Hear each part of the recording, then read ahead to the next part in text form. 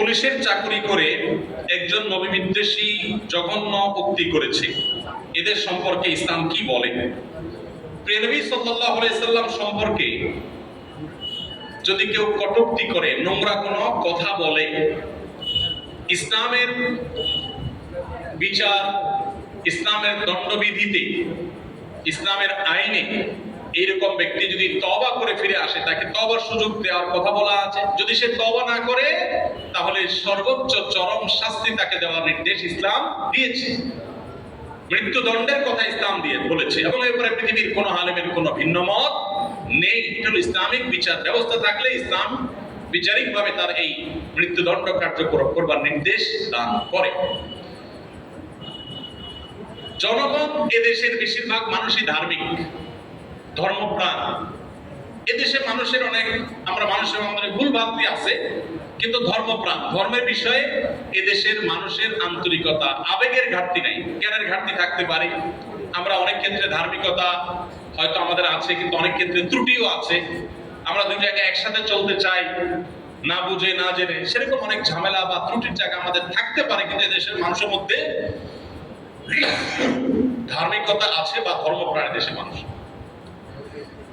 ধর্মপ্রাণ জনগণের ট্যাক্সের টাকায় চাকরি করবে একজন মানুষ, আর সেই ধর্মপ্রাণ জনগণের অনুভূতিতে আঘাত করবে, এটা কোনোভাবে কোনো যুক্তিতে মেনে নেওয়া যায় না। যে পুলিশ অফিসারের ব্যাপারে কথা উঠেছে, আমি দেখেছি তার অনেকগুলো মন্তব্য, যদি অনেক আগে করেছেন তিনি এই মন্তব্যগুলো, কিন্তু তিনি এখনো সোশ্যাল মিডিয়াতে অ্যাক্টিভ আছেন। তিনি তার এই মন্তব্যগুলো প্রত্যাহার করেছেন, এরকম কোনো বক্তব্য, এরকম কোনো লেখনী নাই যে তিনি ভুল স্বীকার করেছেন, তার অবস্থান থেকে ফিরে এসেছেন, তিনি স্পষ্ট ঘোষণা দিয়েছেন, এরকম কোনো কথা নেই।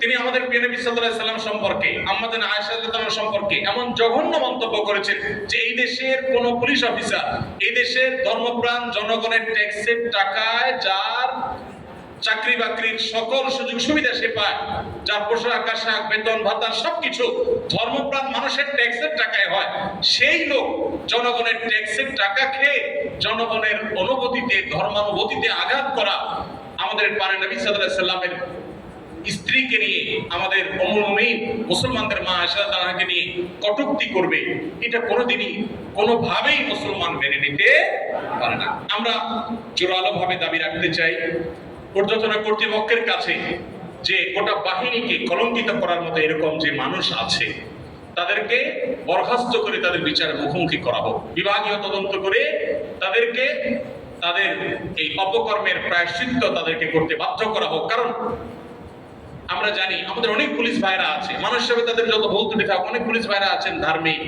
নামাজ কালাম পড়েন, অনেকে আছেন হালাল হারাম মেনটেন করেন। যত সমস্যাই থাকুক, অনেক পুলিশ ভাইরা আছেন যারা চেষ্টা করেন আল্লাহকে স্মরণ করতে। কিন্তু এরকম দুই একজন কুলাঙ্গার যে প্রিয় নবী সাল্লাল্লাহু আলাইহি সম্পর্কে কটূক্তি করে, তার স্ত্রী শাহাদাতুল মিনি আয়েশা রাদিয়াল্লাহু আনহা সম্পর্কে কটূক্তি করে, জঘন্য উক্তি, আমি সেগুলো কোট করতে পারবো না, না হলে আমি কোট করতাম। এরকম জঘন্য উক্তি যে করে, তাকে অবশ্যই বিচার আওতায় আনতে হবে। এটা এদেশের মানুষের প্রাণের দাবি। কি বলেন?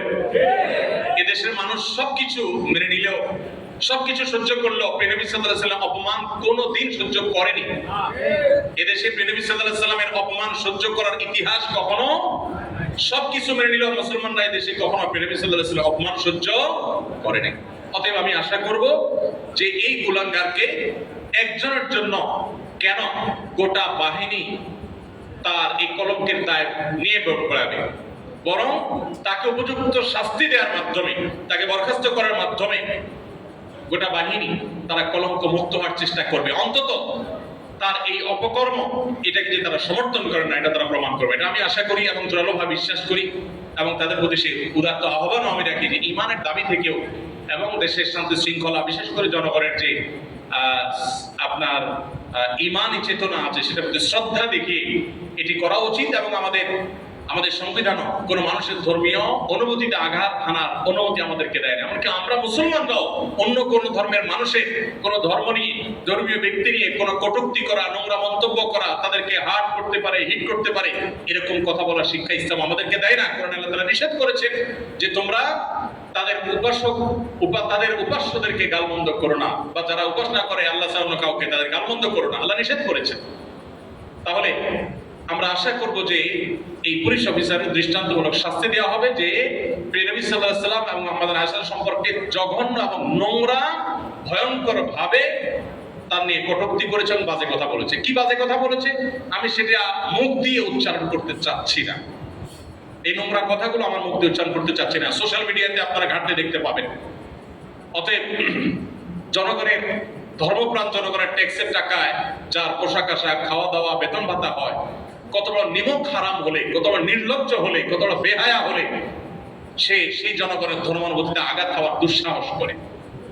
আমরা দোয়া করি আল্লাহ রাব্বুল আলামিন এই লোকটাকে হেদায়েত দান করুন, তিনি তার ভুল বুঝতে পেরে প্রকাশ্যে তওবা করে তার অবস্থান থেকে ফিরে আসুন। আমরা সেই আহ্বান তার প্রতিও রাখছি।